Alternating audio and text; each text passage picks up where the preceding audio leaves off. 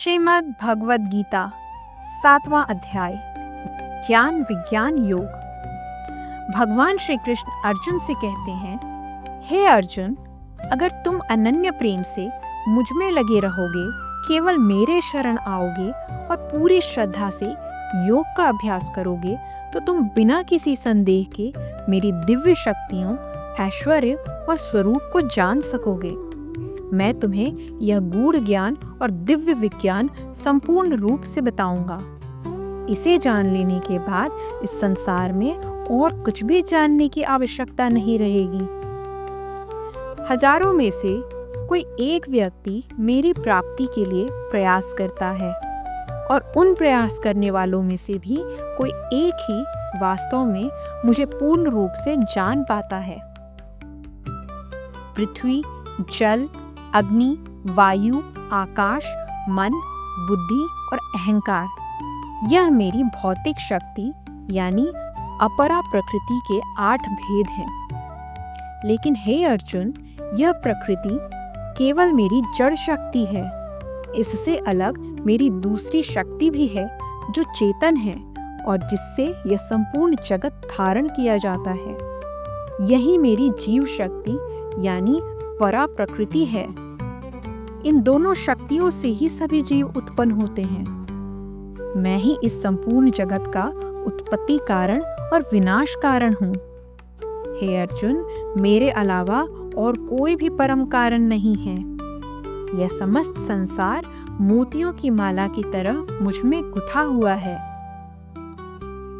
हे अर्जुन, मैं ही जल में रस हूँ, सूर्य और चंद्रमा में प्रकाश हूँ, वेदों में ओंकार हूँ, आकाश में ध्वनि हूँ और पुरुषों में पुरुषत्व हूँ। मैं पृथ्वी में शुद्ध सुगंध हूँ, अग्नि में तेज हूँ, सभी जीवों में उनका जीवन हूँ और तपस्वियों में तपस्या हूँ। हे अर्जुन, मैं सभी जीवों का सनातन बीज हूँ। मैं ही बुद्धिमानों की बुद्धि और बलशाली व्यक्तियों की शक्ति हूँ। हे भरत श्रेष्ठ, मैं उन बलवानों का बल हूँ जो किसी आसक्ति या कामना से रहित हैं। मैं सभी प्राणियों में धर्म सम्मत कामनाएं हूँ। जो भाव सात्विक, राजसिक और तामसिक होते हैं, वे सब मुझसे ही उत्पन्न होते हैं। लेकिन वास्तव में मैं उनमें नहीं हूँ और वे मुझ में नहीं हैं। हे अर्जुन, यह सारा संसार इन तीनों गुणों यानी सत, रज और तम के प्रभाव से मोहित हो रहा है।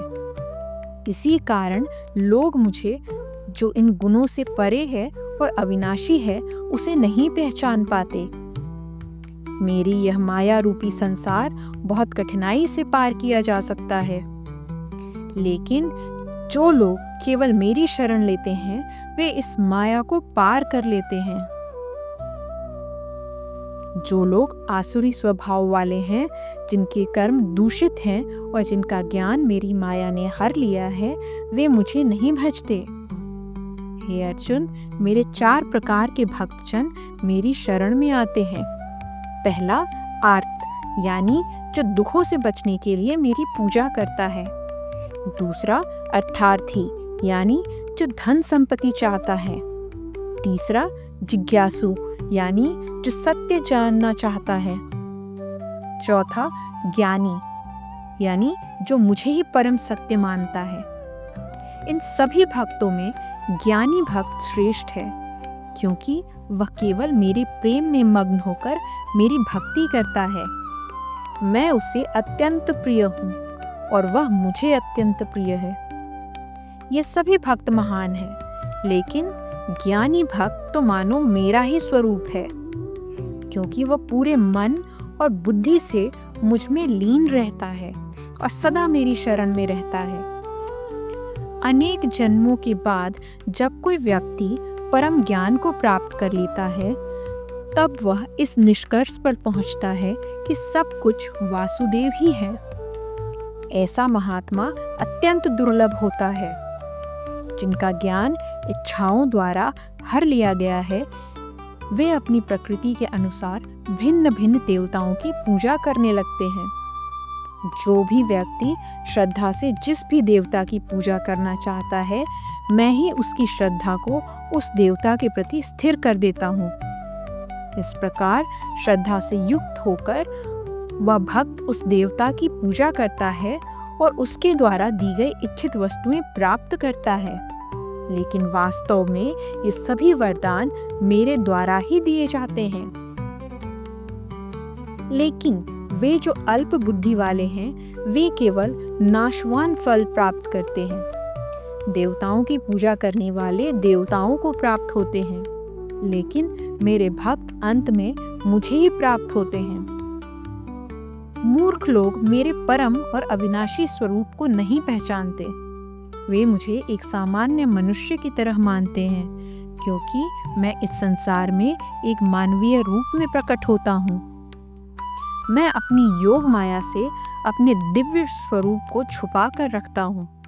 इसलिए अज्ञानी लोग मुझे नहीं पहचान पाते और मुझे जन्म मरण के चक्र में बंधा हुआ मानते हैं। हे अर्जुन, मैं भूत, वर्तमान और भविष्य के सभी जीवों को जानता हूँ। लेकिन जो लोग मुझ में श्रद्धा और भक्ति नहीं रखते, वे मुझे नहीं जान सकते। सभी प्राणी इच्छा और द्वेष से उत्पन्न मोह के कारण अज्ञानता में रहते हैं और इसलिए वे मुझे नहीं पहचान पाते। लेकिन जो लोग निष्काम कर्म करते हैं, जिनके पाप समाप्त हो चुके हैं और जो मोह से मुक्त हो चुके हैं, वे पूर्ण श्रद्धा से मेरी भक्ति करते हैं। जो मेरे शरण में आकर जन्म और मृत्यु के चक्र से छूटने के लिए प्रयास करते हैं, वे उस ब्रह्म को, संपूर्ण अध्यात्म को और समस्त कर्मों के रहस्य को जान जाते हैं। जो पुरुष अधिभूत यानी भौतिक जगत, अधिदैव यानी दैवीय सत्ता और अधियज्ञ यानी यज्ञ रूप में स्थित मुझ भगवान को जानते हैं, वे अंतकाल में मुझे ही प्राप्त कर लेते हैं। और यहीं पर हमारा 7वां अध्याय पूरा होता है। जय श्री कृष्ण।